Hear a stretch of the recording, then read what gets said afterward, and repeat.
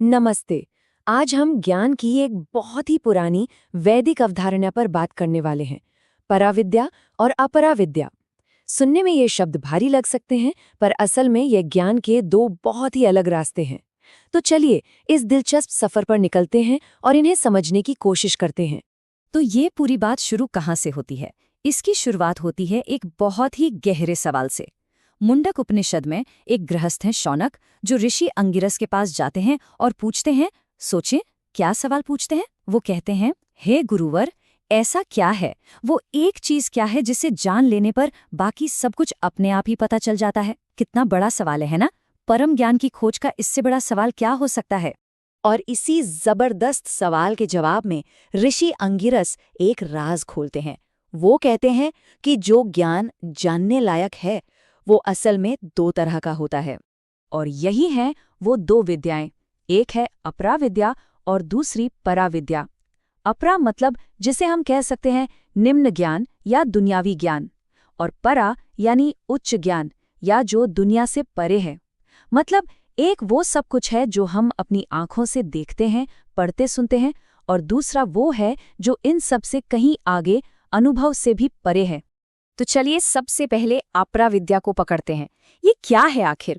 अच्छा, इसे ऐसे समझिए, जैसे हमारे पास दुनिया में जीने के लिए एक बहुत डिटेल्ड मैप हो, एक नक्शा जो हमें रास्ता दिखाता है। तो ये अपराविद्या है क्या? सीधे शब्दों में कहें तो ये है दुनियावी ज्ञान। वो सारी जानकारी जो हम पढ़ सकते हैं, सीख सकते हैं, है ना? मतलब वो सब कुछ जो हमें किताबों से, स्कूल कॉलेजेस से या फिर अपने रोजमर्रा के अनुभवों से मिलता है। ये पूरा का पूरा ज्ञान अपराविद्या है। अब देखिए मजे की बात क्या है। मुंडक उपनिषद में अपराविद्या की लिस्ट में क्या क्या आता है?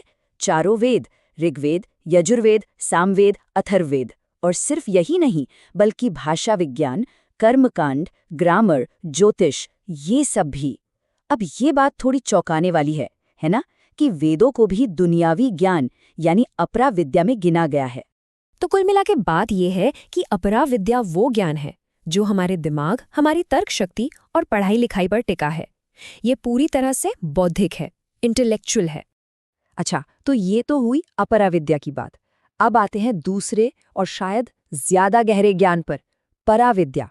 और देखिए, ये सिर्फ जानकारी जमा करना नहीं है, ये तो एक पूरी की पूरी यात्रा है, एक ऐसा अनुभव जो इंसान को अंदर से बदल दे।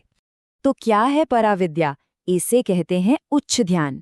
ये वो ज्ञान है जिससे इंसान को अविनाशी, अमर आत्मा का यानी अपने असली स्व का बोध होता है। ये कोई थ्योरी नहीं है, ये परम सत्य का सीधा अनुभव है, एक डायरेक्ट रियलाइजेशन। और ये ज्ञान हमारी बुद्धि, हमारे मन और हमारी पांचों इंद्रियों की पकड़ से बाहर है। मतलब इसे दिमाग से नहीं समझा जा सकता।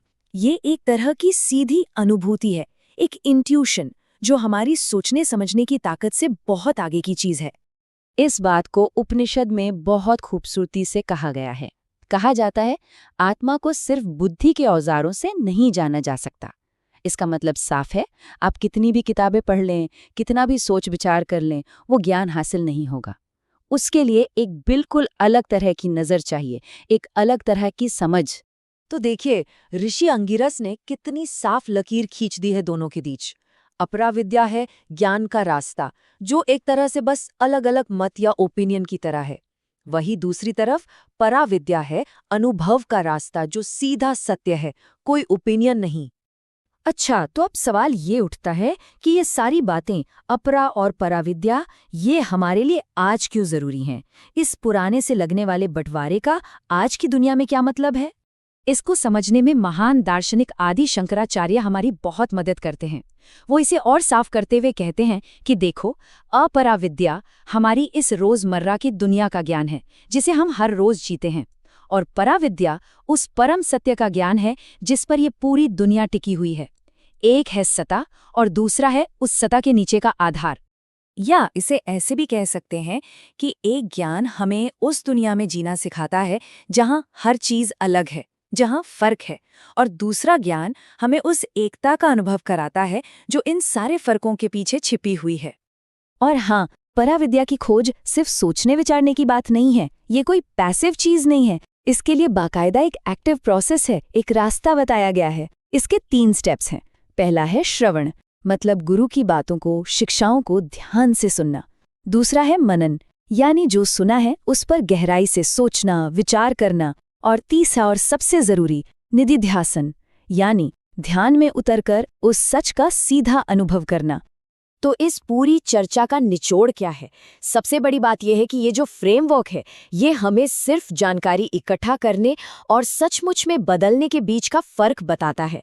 बात सिर्फ कुछ नई चीजें जानने की नहीं है, बात है हकीकत को देखने के अपने नजरिए को ही पूरी तरह से बदल डालने की।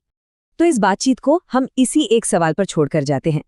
आज की दुनिया में जहां चारों तरफ इन्फॉर्मेशन का समंदर है, वहां कौन सा ज्ञान है जो हमें सच में समझ तक ले जाता है? अप्रविद्या जो हमें दुनिया चलाना सिखाती है, या पराविद्या जो हमें दुनिया के पार का सत्य बताती है? या फिर इन दोनों के बीच एक संतुलन ही असली रास्ता है? सोचिएगा जरूर।